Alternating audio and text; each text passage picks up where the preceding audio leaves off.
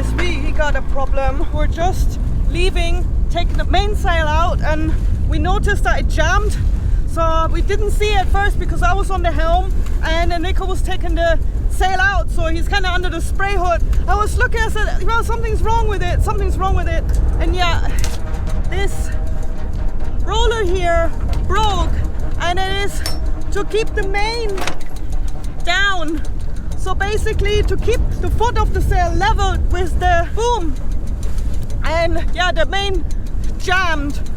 And then that's when I looked up and I said, okay, there's something wrong. This line shouldn't be here.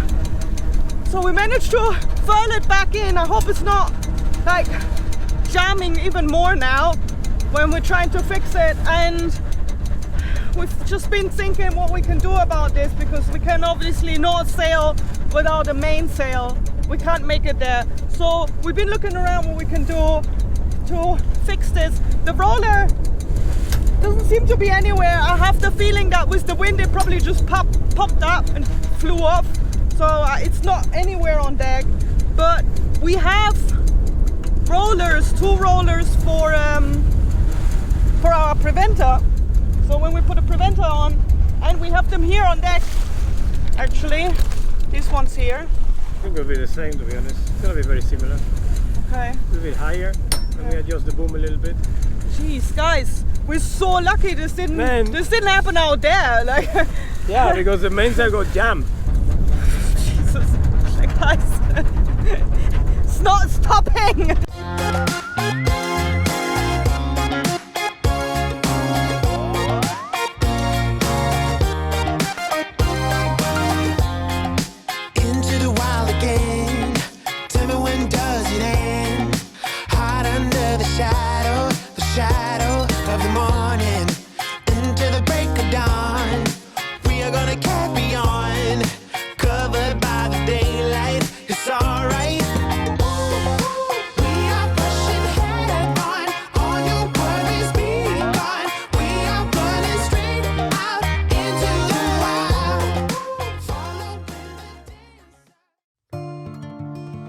We have officially left the Bahamas, but are now without a functioning mainsail.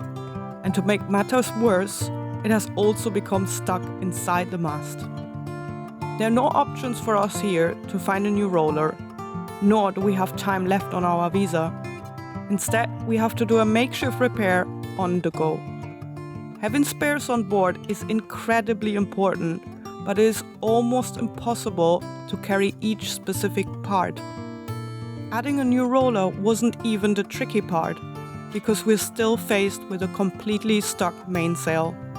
With the roller gone, it has furled much too far up and folded itself inside the mast.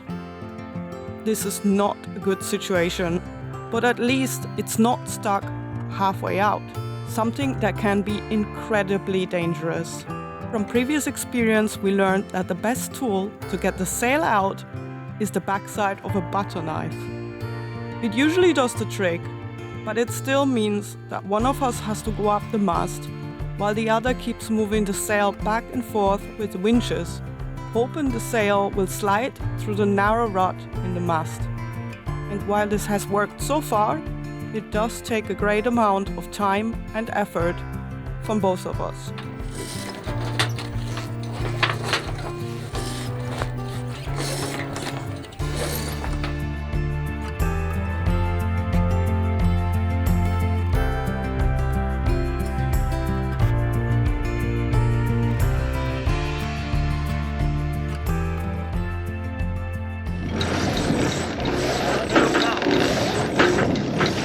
It looks good, actually.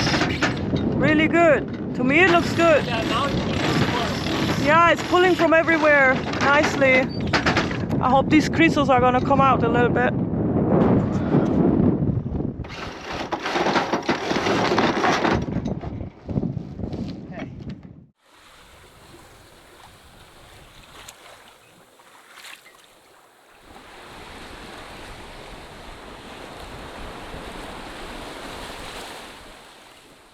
Just woke up from my 4 hours sleep. So, yeah. Pee-wee wants some attention. Yeah, come over here. Come, come. Okay, I guess I have to be blogging with the cat. And it's so nice outside. The moon is up and it's got this awesome groove. It's just, sailing can be so different from one moment to the other. It's nice, but it can also be very difficult. So today we get to relax, we get to enjoy, and Nika's just been spending time in the cockpit watching the stars. We saw some satellites from Starlink going up just when the sun went down, and yeah, it's just been perfect. We're only doing about 4.5 knots, so we're not going that fast, but it's just really nice. Pee-wee, why is it then?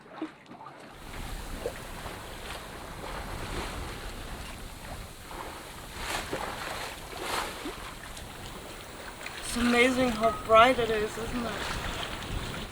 I don't think the camera can capture the light of the moon on the water. It's just so hypnotizing. I actually have to tell myself to look out for the boats because I just keep staring into it. Sometimes we just hear it light and only then you realize it's just us here, nobody else, for miles. The water looks like oil. It's just black with the reflection of the moon.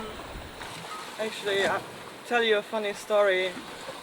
When we crossed the Atlantic and we were already 12-15 days out at sea, I started hearing things like voices in the wind, like lots of people whispering far away, and I thought I was imagining things. But then when I asked Nika, he was telling me exactly the same thing. It's really spooky. It's like your brain is just like, it starts hearing things. And Nika said, I hear the same things, I hear people. But it wasn't scary in a way, it was just strange. And Nika actually thought it was actual voices from people sailing by, but there was nobody. I think it's just your mind playing tricks on, you know, after you're out at sea for such a long time. The next morning the weather had improved and we could see the island of Tortuga on the horizon. And luckily our mainsail fix was holding up, since we had to point as much as we could into the wind to make any progress at all on this passage.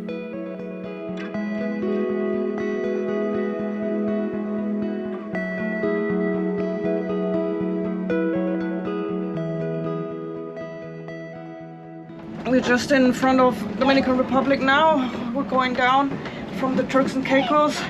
It's really difficult because it's not just the wind against us, but also the current, and we're having these strange weather patterns where we get like 20-22 knots of gusts every 5 to 6 hours for like 5 to 6 hours, and then in between it comes down a little bit. We get a bit of a break. But the motion is just so exhausting, guys. The boat is just bashing and we get lots of waves hitting the hull, and then all the water just splashes into the cockpit. Tonight probably gonna get some thunderstorms and rain. At the moment it's still sunny, so we're able to charge the Starlink for a little while, and we actually took some sail in because first we were like too hard into the wind, bashing too much. Just the boat, it felt too forced, the movement, and we also noticed another rip all the way up in the Genoa, so our sails really can't hold up anymore. They can't hold up longer passages. When we arrive to the BVIs, we have to look for new sails, and I'm hoping that latest by the time we get to Guadeloupe we can get new sails somehow, or have ours properly restitched like all over, because all the stitching that we did works. It hasn't come off again, but all of the old stitching seems to be just gradually coming apart. Doesn't help that we're going through quite some squalls and we had some rain and thunderstorms when we left. We're basically going forward really well, like we're making really good speed, but what happens is because the wind is right from the east and the current as well. Yesterday we did the first tack, like the first leg, or the first thorn, how I want to call it, of the thorny passage that we're doing, and we did 150 miles and we only moved forward 50 miles. So obviously you have to imagine we're doing like a triangle, and we're only doing we're only doing 50 miles in the right direction, but we are traveling at 150 miles. So yeah, we still got quite a long way ahead of us, and yeah, it's a bit exhausting, this kind of sailing, guys, like right into the wind and the waves. Okay, this is how it sounds when the boat is bashing. So yeah, Enrico's been so sweet preparing some chicken, which is now on the stove. But yeah, it still needs a while, and in the meantime we're trying to hide from the waves in the cockpit.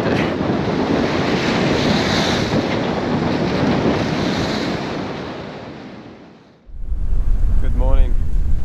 We are approaching the northeast coast of Dominican Republic. It's a place called Samaná. That's just the last peninsula before you cross to Puerto Rico. We are probably about 2.5 days away from Sopper's Hold in the British Virgin Islands. For once it's really calm and it's nice, and we are actually sailing in the right direction.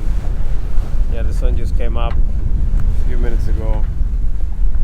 It's beautiful, man. I have a massive container ship just on my starboard side, but he saw me.